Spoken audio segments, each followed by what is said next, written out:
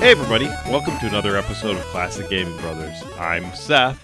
And I'm Zach. And we are the Classic Gaming Brothers. That's right, we are the Classic Gaming Brothers. That's right. That's right. Man, another day, another dollar. I think we made that one literally the last episode. All right, man.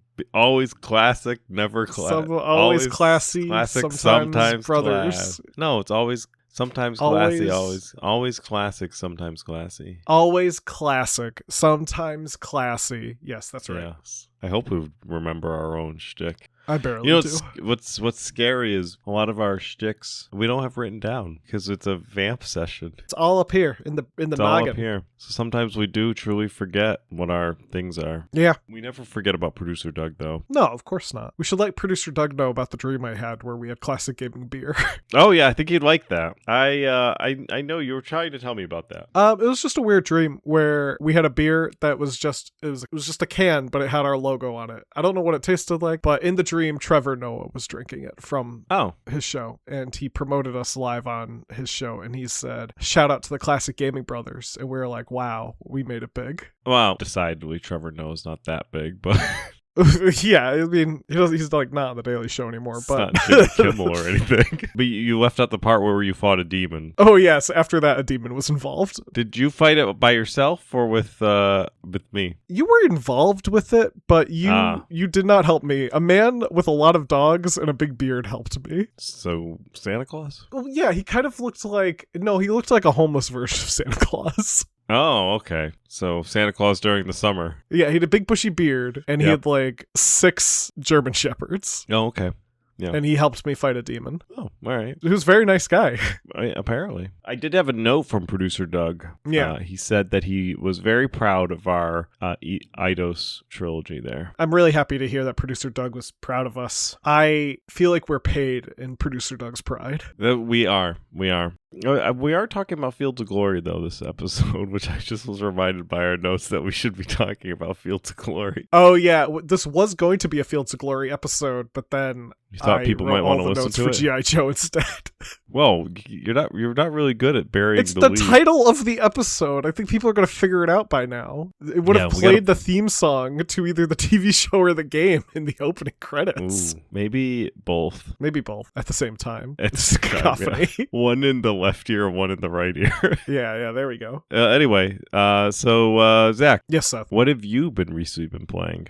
Seth, recently I've been playing a bit of a game that was one of my games I'm excited for in 2026, back when we recorded that for New Year's. And this game is Dungeons of Dusk. It is a demo. Dungeons of Dusk is not yet available, but it is a demo that is available on Steam, developed by 68K Studios and published by New Blood Interactive. Dungeons of Dusk is an RPG dungeon crawler based in the world of the FPS game Dusk. It's heavily inspired by Doom RPG and Doom 2 RPG, which are 2 of my favorite RPG games. And the game uses that kind of same first-person turn-based action that is featured in Doom RPG and Doom 2 RPG, but set in the world of Dusk. So whereas Dusk is kind of a throwback to games like Quake and Doom, Dungeons of Dusk is a throwback to these initially mobile-only RPG games that later have, as of recently, been brought to the PC through source parts. But Dungeons of Dusk it's a wholly unique game set in the world of Dusk, and it's pretty good. I like it a lot. You travel a dungeon, you have to fight various creatures such as giant rats or chainsaw-wielding men with axe on their heads or cult leaders who shoot fireballs at you. And yeah, it's a really fun time. I've been really enjoying it. I really like the kind of turn-based... It's hard to describe because it's turn-based action, but not in the style you would expect from like a JRPG. Whereas you're not brought up into a menu with like different action items and stuff. Rather, the person you're fighting is in front of you. You take a turn, they take a turn, you take a turn, they take a turn, and it goes pretty fast. So it feels more fast-paced than what other turn-based action games go. I would almost call it like the style of turn-based action that's in something like KOTOR, where it is turn-based, but it's going so quickly it doesn't feel like it. But yeah, that's Dungeons of Dusk. Currently, the demo is available on Steam. I think the game is due to be released within the next few months, or at least the end of this quarter or the beginning of the next quarter. I don't actually know. Let me see. It just says planned release date is 2026, so it's due out at least this year. But with the demo being available, I hope that means it's coming out sooner than later. But yeah, Dungeons of Dusk, definitely check it out. Yeah, pretty fun. Great. That sounds like a fun game. I think so. So Seth, what about you? What have you been recently playing? I've been recently playing Trans-Siberian Railway Simulator, which was developed by Pentacle and published by Playway South Asia. And it was released into early access May 30th of 2024. You play as a Soviet train driver in the 80s who has a day job of driving a train, but also has a job of smuggling things for the mafia. Nice. There are also survival elements, including the usual things like food and drinking, but also making sure that you drink enough because there's a hungover stat. So you need to drink enough alcohol as well as drink enough liquids to keep your thirst down. But you also need to drink enough alcohol to keep your hangover down, but you also can't drink too much alcohol or you will die from alcoholism. And if any of your stats become full, you die. It's also cold because it's in Soviet Russia. So it's like very, very cold out and you have to stay warm and there's like temperatures you have to stay within or else you get hypothermia. However, the train that you drive has a heated compartment. So as long as you're in your train and it's operating properly, then you're good. But it's, Soviet in the 80s. So your train's probably not operating properly at all times and you have to get out of it sometimes. Someone was saying that it's like a combination of My Summer Car, Grand Theft Auto, and a train simulator, and I think that's pretty accurate. The train mechanics are realistic, which means they're very complicated, and for somebody who is not a train engineer, kind of obtuse. But they do have a easy control mode as well, so if you want to be able to not worry about having to pressurize the brakes to the right level of pressure before engaging them and making sure that your engines are reset after you drop your, the planetars or whatever that connect to the electricity. There's like the little things that raise and lower. Then you have to reset your engine after that. Like there's some easy mode to be able to kind of manage that without going crazy inside of a engine compartment. I went through the tutorial and was in no time off to the races, pulling my cargo full of coal off to the next station, and I was able to get it up to some quick speeds. It's fun. I had a lot of fun playing it. It's one of those games that I bought on sale and just have had it in my collection, and I was like, oh, I should really play this. But there's something about being in a 1980s train compartment holding a beer up and just listening to your mafia boss over the radio tell you what you need to do. You can also, if you don't like the story, you can play just simulator mode where you don't have to worry about survival elements or worry about the mafia killing you or you killing them. And then there's also survival mode where you really only worry about surviving around things. You can still drive your train. You're always driving a train. But survival mode is you don't have to worry about the story, but you do have to worry about making sure that you're alive. And then there's story mode, which is everything is active. So yeah. Yeah, Trans-Siberian Railway Simulator. Yeah, that sounds fun. I'm glad that you've been enjoying it. Well, getting into today's episode, we're going to be talking about G.I. Joe, the real American hero. Now, Seth, do you have any thoughts or memories on G.I. Joe, either the games or the IP? Well, I did grow up where G.I. Joe was vaguely on television. I was a little bit too young to have it be part of my core childhood, but it was definitely in syndication by the time that I was was a kid. But I didn't watch a lot of episodes. I did really get into the comics later, like a few years ago. I've been really into G.I. Joe comics. I think the early run is really funny and kind of a product of its time. And I think sometimes going back and reading those comics are always fun to see like what shenanigans they get up to. But I did not collect the action figures. I've watched the show. I've seen some episodes of it, and I've read some of the comics. I've actually probably read more of the comics than I have seen of the show, because I think I've read a decent chunk of the comics, maybe the first 100 comics or so. But I don't really recall how many episodes of the show I've actually watched. And I have seen some like information on the toys and how they were made and stuff like that. I've talked to Mike Case, who's a fan of the show, about G.I. Joe. He's collected some of it for a period of time. My wife's father owns the original giant G.I. Joes. He has a couple of those. Yeah, the 12 inches. The 12-inch scale G.I. Joes. And my neighbor was involved and was a sculptor for G.I. Joe. Yeah, that's really cool. I know our father also, I think, had either the 12-inch set of G.I. Joes or knockoffs of them. I forget which. Probably the Sears version. Yeah, I know he doesn't really have those anymore because I'm pretty sure he blew them up with M80s. He had the Sears G.I. Joes. They were Roebuck and Company. G.I. Sears. Come on down and get your air conditioner fixed. Now, in terms of my history of G.I. Joe, I also am far too young for the show to have been on when I was little. I think because it was in syndication, there are definitely episodes of it that I might have caught, but probably very sparsely. Probably not as much as Seth might have seen. I think the brand of G.I. Joe was kind of fading a bit. I mean, it was still big in a way, but I think it was by the time I was watching TV, at least in the late 90s, it was kind of fading out. What I do remember, though, is the G.I. Joe parody PSAs that were on YouTube in the early days of YouTube. So these were made by some guy, I forget it, I think like Fensler Films or something like that. They're made by some YouTuber, and they were redubs of the PSAs from the original G.I. Joe cartoon, where people say non sequiturs in them, such as a guy running into a burning building yelling, "Pork chop sandwiches! Oh, get the out of here! What are you doing? Go! Get the out of here, you stupid idiot! We're all dead! Get the out!" One of the other guys just being like, "Hey kid, What? I'm a computer. Stop all the downloading. Help computer." Though I think one of my favorites is these kids that are swimming in a pond, and it starts raining, and one of the kids leaves, and the other kid's like, "I'm not going." And then this, I don't know which G.I. Joe character it is, but he looks like a spaceman.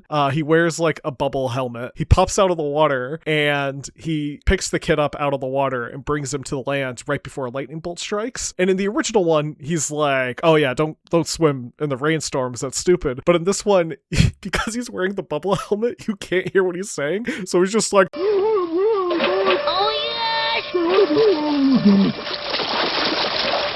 Oh my god, we're dead. Are you in the army? If I had been in that water, dead. might have been Wetsuit. Or wait, what about Torpedo? Yeah, it's one of those guys. One of the underwater G.I. Joes. One of the underwater dudes. Yeah, there's so many freaking G.I. Joe characters, and we'll get into that a bit later. But getting into the history of G.I. Joe, before we talk about some of the games associated with G.I. Joe, before the name G.I. Joe became associated with the juggernaut of a franchise that it was, and it truly was a juggernaut of a franchise. I looked it up. It was somewhere in the ballpark of $3.95 billion in terms of its gross during its heyday. So, G.I. Joe is a multi-billion-dollar franchise. Now, it's not up there with like Pokemon, but it makes it to the chart, But before it became that, the name G.I. Joe is credited to a cartoonist named Dave Brieger. Dave Brieger was drafted into the United States Army, and he began working on comics that were published in the Saturday Evening Post under the name Private Brieger. In the spring of 1942, he would be assigned to work for Yank, the Army Weekly, which wanted him to put together a new cartoon. He would call this new cartoon G.I. Joe, a name that he derived from the term government issue. These cartoons began appearing in Yank on a weekly basis, and soon the term G.I. Joe became very popular with soldiers, and later with the general public to refer to American soldiers. In 1945, the name would kind of come into mainstream due to a film called The Story of G.I. Joe, directed by William A. Wellman and starring Burgess Meredith and Robert Mitchum. The movie is told through the eyes of a war correspondent, Ernie Pyle, who is a real person, played by Burgess Meredith, as he accompanies C Company 18th Infantry into the battles of both Tunisia and Italy. During the 1950s, the name was picked up for a comic line published by Ziff Davis. These comics featured a character also using the name G.I. Joe, who was a bit of a layabout. He was often called a slob and frequently complained about things like his feet. These stories were set during the Korean War, often featuring Joe and his fellow soldiers doing battle against the North Korean army, who were often depicted as racist as you could imagine for a 1950s comic book that was pre-Comics Code. Now, what do these have to do with the topic of our episode? Nothing really, beyond the name G.I. Joe. The G.I. Joe that most people know is the toy line, which was developed by Stanley Weston in 1963. Weston's original prototypes were shown to a Hasbro executive, Donald Levine. Levine reportedly told Weston that you'll make a fortune with these, and would then license the concept for $100,000, or about almost $1.2 million. Today. In 1960s, Hasbro began selling the G.I. Joe figures, referring to them as action figures because they, it was the 60s and boys didn't play with dolls. They played with action figures, which were dolls, but with action. The full name of the line of toys was G.I. Joe, American's Movable Fighting Man. They were 12-inch tall, articulated figures who had movable joints and fabric clothes that could be swapped out. These are the ones that my wife's dad owned. Or at least one of them. The original Hasbro figures would feature trademarking on the right buttock and specific markings such as scars that would be used to help identify against cheap knockoffs and allow for Hasbro to pursue legal action if necessary. Because Hasbro likes to be litigious, especially around their IP. Yes, but the most important reason that they would include these small little markings was because you can't trademark a man. Correct. But they could trademark a man with Hasbro on their butt. Yes. This man has a Hasbro on his butt. He is a true man figure. Though these action figures, the original action figures, were more akin to dolls than the future action figures, which would then be eventually scaled down and be smaller than dolls. Because when I was growing up, I always knew the difference between my toys and my sister's toys was that her Barbies were tall and my action figures were short. Yeah. But not these. These guys were around the same size as Barbie. Along with the clothing, the figures also had vehicles such as a 5-star Jeep, which featured an M40 105mm rifle mounted to the car. So here's a fun thing. Hasbro would also go on to grant license to another company, Irwin, in 1967 to produce other vehicles such as a jet helicopter, motorcycle, DUKW amphibious truck, and eventually the big boat. But if you think about it, these were all vehicles. They were huge, and they were for 12-inch tall articulated figures. Yes. Barbie also right around 12 inches tall. So yeah. Barbie could get a Barbie dream car, or Barbie could get a 5-star Jeep featuring an M40 105mm rifle mounted onto her car. And she could go cruising right through town. She's got a problem with, whatever, Samantha or whatever the other Barbie doll's name. Yeah. She just whips out that gun and just blows Ken away. In the late 1960s, during the Vietnam War, Hasbro rebranded the line to Adventure Team. This was done to distance themselves a bit from the war theme. You see, when G.I. Joe figures were coming out prior to the Vietnam War starting out, war was kind of cool. Then people realized, war's kind of bad. So they stopped promoting war and instead decided to rebrand on this action theme, where during the rebranding, they added lifelike hair to the G.I. Joe figures. So like Barbie, you could also braid your Joe's hair, and they added Kung Fu grip. One of these figures would be the talking adventure team commander, who had a pull string with 8 voice lines. Introducing the new G.I. Joe Adventure Team. 5 rugged men with lifelike hair. They're outfitted for action, and they take their orders from this man, the Adventure Team Commander. I've got a tough assignment for you. The G.I. Joe Adventure Team. They'll dare anything and risk everything. Collect the new G.I. Joe Adventure Team and add to the action with Adventure Team sets. G.I. Joe, now with lifelike hair from Hasbro. I always love a good pull string figure, especially because you just like rip that string and he says lines that when you find the toy today, they sound garbled. There's a snake in my boot. In 1982, the toy line would get redesigned again, this time to capitalize on the shift of toys that were being sold at the time. Toys like the Star Wars toys from Kenner. These toys, the Star Wars toys, were 3 3/4 inch. So Hasbro made the choice to redesign the figures so that they were no longer 12-inch figures for G.I. Joe, but instead 3 3/4 inch to largely conform to the standards of Star Wars toys. Because they said Star Wars is selling well, I know how we can sell well. Let's copy Star Wars. And in 1985, that's when the Hasbro USS Flag would go on to be created, which is the largest vehicle that they created at scale, I believe. And you could buy one pre-owned for about $3,500, or new in box, you can get a G.I. Joe 1985 US Flag aircraft for a nice $30,000. Yeah. You can get just a chunk of a U.S. Flag aircraft for $40. Just nice. A single piece of it. You could get a 1/12 scale U.S. Flag. You should get a 1/12 scale U.S. Flag. That's 3D printed for $5. You should just get that. Be like, I have the U.S. Flag, and just hold it up. Apparently, all the parts together is $30. Now, as mentioned, these figures would get redesigned, and the story about how the toy line came about it's a fun story, and it's credited, at least the story that we'll tell, it's credited to an interview with Jim Shooter, who at the time was editor-in-chief of Marvel. Now, according to Jim Shooter, the story of how the toy line for G.I. Joe came about in the 1980s was that the chief executive of Hasbro, either the CEO or the president, he couldn't remember which, was peeing at a urinal next to the Marvel president. I hope he was peeing at a urinal. If you're doing anything else at a urinal, you should not be there. He goes over. These are two rich people. They could be peeing wherever. No, I'm just thinking if there's something else you could do in the bathroom that you should not do in a urinal. So then he walked over. The CEO of Hasbro was just sitting taking a poop at the urinal. Man. What if he was? Anyway. Start some conversations. Well, I said only one of them was peeing at the urinal. Yeah. The other one might have been taking a poop.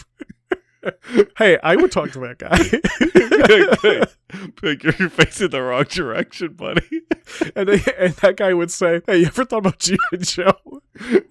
They were both at the bathroom next to each other, and Hasbro's executive reportedly said to the Marvel executive, hey, we're thinking about bringing G.I. Joe back. Got any ideas? And the Marvel guy said, have I got the staff for you? The Marvel guy would get in touch with Jim Shooter, editor-in-chief of Marvel, and Jim Shooter would get in touch with Larry Hama, who was working at the time on a new comic called Fury Force. Fury Force was going to be a comic that featured Nick Fury assembling a team to fight Hydra. And Shooter would basically be like, hey, Larry, we need this comic book for Hasbro. Well, what do you got? And Larry's like, well, I got this idea that I'm working on about Nick Fury assembling a team and fighting Hydra. And they were like, looks like you already got the story worked out. Let's just change some names and then we're done. And that's what they did. They essentially reworked Fury Force so that it would become G.I. Joe, with, I think, Nick Fury being changed to Duke and then Hydra being called Cobra, which, now that I think about it, makes sense.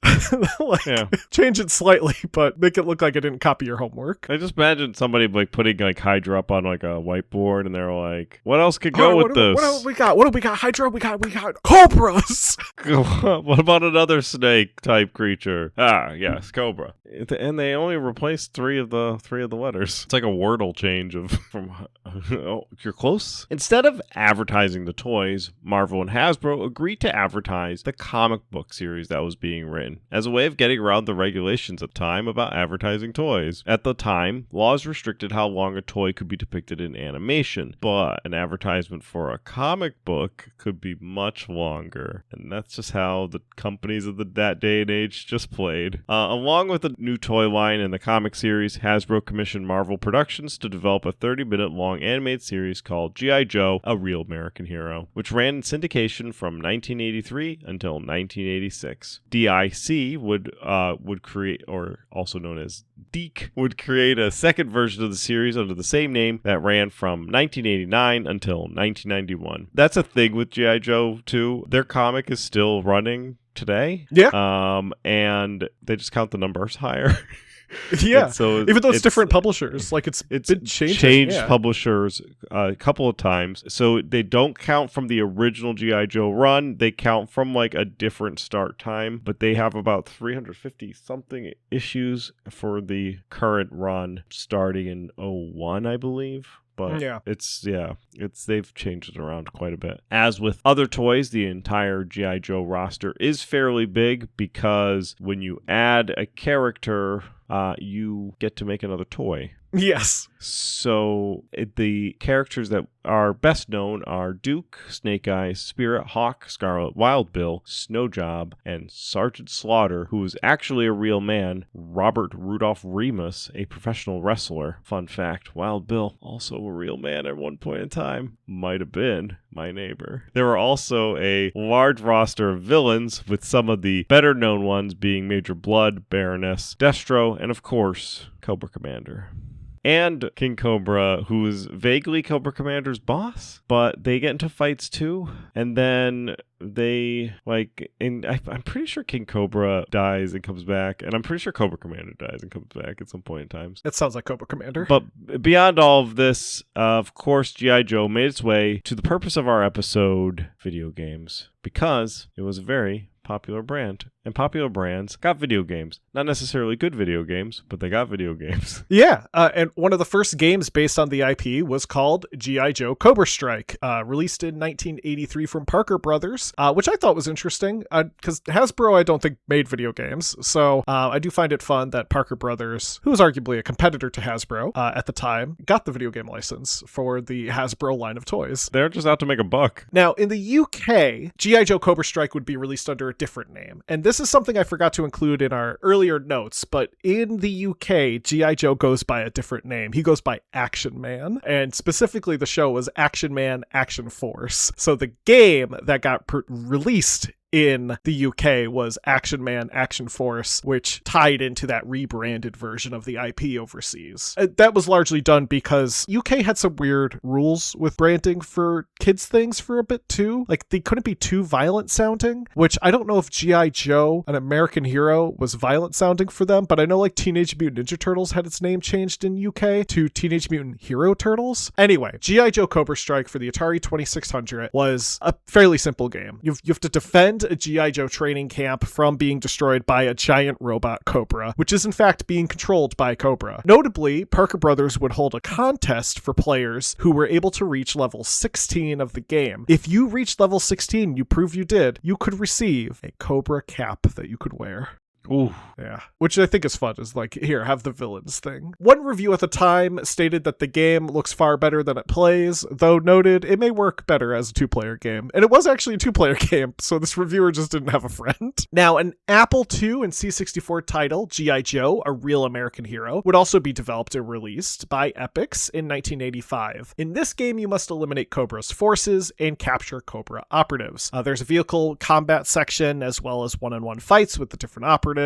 These also take place across different locales, such as the Arctic or a desert. In the UK, there would be two exclusive games released for the ZX Spectrum under Action Force branding. The first would be Action Force International Heroes in 1987, and the second would be Action Force 2 International Heroes in 1988. They would in fact be. One would be the sequel of the other. The first game would feature you taking on the role of Snake Eyes, who has a gun and a helipack, and you have to clear a path for the AWE strike vehicle containing Flint, Lady J, and Quick Kick. Once the path is clear, the vehicle moves forward. The game would also be available on the C64 and Amstrad CPC, though it plays a little bit differently. Instead of controlling Snake Eyes, you control Wild Bill and Flint in a helicopter. The idea is the same, though you have to clear a path for the striker. In Action Force 2, you control a weapon being wielded by Airtight, and you have to shoot enemies while Quick Kick climbs a building, while also shooting other items to give Quick Kick more energy to climb, and you could switch weapons at the end of the level. Reviews for the game were fairly positive. Sinclair User said that they felt the first game was one hell of a good game, and they said that Action Force 2 transcended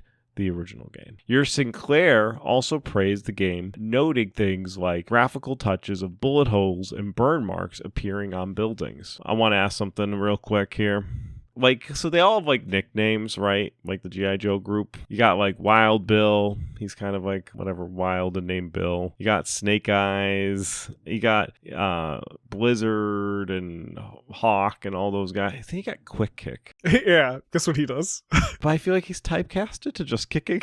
And do you have all these specialists out there, and then you're like, all right, we need a guy who can kick this. Oh, fortunately, we got Quick Kick, but we can't have Slow Kick. Now, back in the United States, outside of the UK and their Action Force games, the company KID would develop the game G.I. Joe for the NES in 1991. Published by Taxon and produced by Ken Lobb, who would later go on to design the Killer Instinct games. This game features you playing as a team of three G.I. Joe characters who have their own different set of abilities. The roster of characters that you can pick from includes Snake Eyes, Blizzard, Captain Gridiron, Rock and Roll, and Duke. A sixth character is available to be played, Hawk, who initially provides orders between missions, but is available to be played at the final mission. The different characters vary as follows. Duke is considered balanced. Most of his abilities are mid-level. Snake Eyes jumps high and is faster. He is weak with his weapons. Captain Gridiron has a short jump, small weapon spread, but has a strong punch. Rock and Roll has strong firepower, widest range, but overall just average stats. Blizzard has high stamina,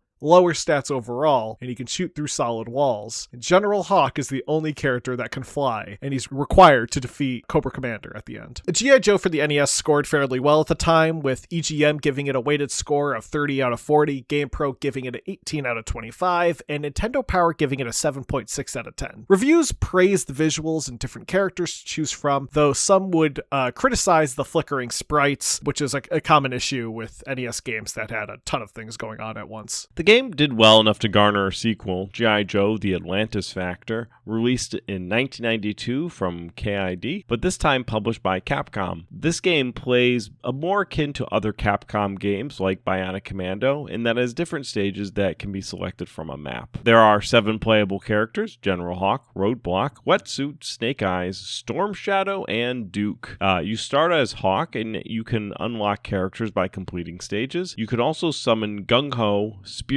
and Big Bear to assist you. In the game, you have to fight off different Cobra forces before going against a different leader with the final Cobra Commander. The game was fairly mixed in its reviews. EGM gave it a 23 out of 40, Allgame gave it a 2.5 out of 5, and Nintendo Power gave it a 13.6 out of 20. Don't you love the different rating scales that everybody uses? Yeah. Well, some magazines would change their rating scale randomly. Well, EGM, as we know, is a 1 out of 10 from 4 different people. Most of the time, but sometimes it's not. I've seen it not use the 1 out of 10 scale, but I do like that EGM uses a weighted scale. That is nice. Though, as we've noted, it does mean you can tank a score if you were a really mean reviewer. Because that could have been 2 people giving it 2 10s and 2 people giving it a 1 and a 2. Yeah. Konami would also put out an arcade game just called G.I. Joe in 1992. This game is a third-person rail shooter where you play as Duke, Snake Eyes, Scarlet, or Roadblock. The characters move around in a 3D perspective using a joystick while you aim with a crosshair. The game could be played up to 4 players, which is nice. Obviously, you want a multiplayer game for your Konami game. Your goal is, as you guessed it, to stop Cobra. There are 3 missions in the game, with each being broken down into different areas, and it was pretty well received. Replay, which was a magazine at the time, reported it to be the 7th most popular arcade game that was available. From this point, there is a break in G.I. Joe games. The show was over, the toys weren't selling the way they were, and it was overall just a slowly fading franchise. Then Hollywood did what Hollywood does. They saw the success of a popular toy line being turned into a big budget serious movie, The Transformers, and decided that they could do the same thing with good old G.I. Joe. In 2009, the film G.I. Joe: The Rise of Cobra released, and of course it received a video game tie-in also called G.I. Joe: The Rise of the Cobra. Released for the Xbox 360, PS2, PS3, Wii, and PSP, the game acts as a sequel to the movie, taking place following the events of the main story. The game is a third-person action game, and it apparently is pretty bad. This was in the end of the early aughts, as it were, and movie tie-ins were still not that great. It received overall mixed to negative reviews, with IGN giving it a 5.8 out of 10, and XPlay giving it a 1 out of 5. However, I've been told lately, if IGN gives it a 6, it's a good game. So maybe go back and play it. It's actually a good game, because IGN did give it a 5.8. Beyond some mobile titles that followed, the franchise has mostly remained dormant for video games, at least until 2020, with the release of the third-person shooter G.I. Joe Operation Blackout, and 2024 with G.I. Joe Wrath of Cobra. Both of those games aren't 10 years or older, so we can't tell you about them. So you have to wait until 2030 so that we can talk about G.I. Joe Operation Blackout. Anyway, that's some G.I. Joe facts for you. Thanks, Seth. Now I know. And knowing is half the battle. And we may talk about G.I. Joe more as a more holistic approach about toys influencing video games and all that with Mike at some later time. Yeah. I mean, I think this is a good primer on G.I. Joe and its connection to video games, but with Mike, we can spend a bit more time talking about the actual toy line, because the toy line, it wasn't just one straight toy line in the 80s. It was like multiple toy lines that, like, they did the G.I. Joe toy line, and then they revised it a little bit, and then they revised it again, and revised it again, and they revised it like multiple times over the course of a few years, and they're still actually putting out G.I. Joe toys. You can go and buy G.I. Joe toys today at your local toy store, or Target, I guess. But yeah, I mean, that's something more of akin to what a Mornings with Mike episode would be. So maybe we'll work on getting Mike back on the show. Anyway, we'll get into our retro rewinds. So Seth had me play Samurai Showdown. Showdown spelled SOHODOWN. Samurai Showdown was originally developed in 1993 from SNK, and it's a fighting game that was released in the arcades, though it was ported to a bunch of systems, including the Genesis, which is what Seth wanted me to play it on. I played as a guy named Galford, who had a dog, and that's why I picked him, because he was the only character I noticed that had a dog, and I said, cool, I like dogs. I had to fight a green guy. I didn't catch the green guy's name, but my attack moves involved exploding and then appearing above the green guy and dropping my sword on him and just telling my dog to go get him. I would just like point and my dog would charge. The green guy blocked a lot, and I had a really hard time getting any hits on him. I thought it was interesting. I didn't think it was as smooth as like other fighting games for the Sega Genesis were, especially not like Street Fighter 2. I feel like that's like my high bar for a good fighting game on the Sega Genesis, and if you're not like Street Fighter 2, I think you're not that good of a fighting game. I don't think the Genesis version holds up. I mean, I've heard of Samurai Showdown before. I think it is a popular arcade game, but I've never played it personally, so I am just going by the Sega Genesis version. I don't think the Sega Genesis version is that great. Next week, Seth, you can play Instruments of Chaos, starring young Indiana Jones for the Sega Genesis. Oh, sounds great. Zach had me play Wolf for MS-DOS, developed by Manley and Associates, which kind of sounds like a law firm, and published in the US by Sanctuary Woods and in Europe by US Gold. Not to be confused with the movie Wolf that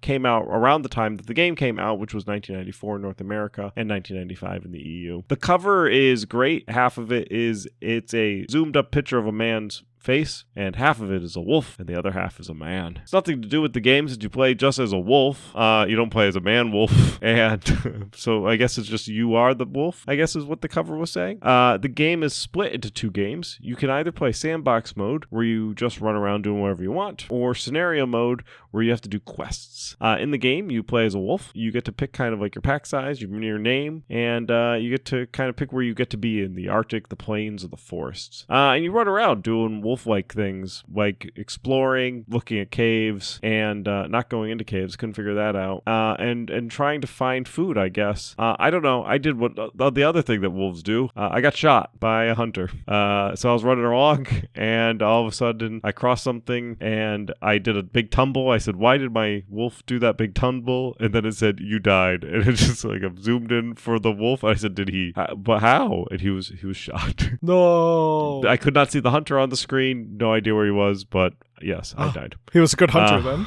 Yeah, I guess he was. Yeah, so it immediately ends the game, and you go back to the beginning. My wolf was named Longtooth. I called him Longtooth because I thought that I could express his age and wisdom based on the length of his teeth. And the pack all looked up to him because he was Longtooth. And he had a little bit of a pack, and the wise older wolf went out to show his wisdom, to hunt for food for his children and his, I don't know, the other members of his pack. And then he got shot and died. And the end of Longtooth was there. At the time it came out, it would have been probably a fun edutainment type game, but the kid would have to be okay with encountering a lot of death, because that's what happens in the game. Your wolf dies a lot. The game wasn't overly complex, so I'm not really sure who this game was for. But anyway, I'm sure if you were like a edgy teenager in the mid 90s, it would have been a great game for you. Not really sure if it holds up today. Next week, Zach, you could play King Arthur and the Knights of Justice for the SNES, also developed by Manny and Associates. Oh, Manly and Associates. Manny Faces. Nice. Manny Faces. Sounds good. Well, thank you, Seth. I'm looking forward to playing King Arthur and the Knights of Justice for the SNES. That being said, if anyone has any thoughts on G.I. Joe, The Real American Hero, or anything else related to the franchise or the games, let us know. You can do so by emailing us at classicgamingbrothers@gmail.com. We're available wherever podcasts can be found via Podbean, iTunes, or iHeartRadio. We're available on social media, Classic Gaming Brothers, CG Brothers Pod. We're also available on YouTube, like and subscribe, and on Patreon. Be sure to support us. That being said, Seth, am I forgetting anything? Don't play games like my brother. And don't play games like my brother. I've been Seth. And I've been Zach. And we've been the Classic Gaming Brothers. There. That's right.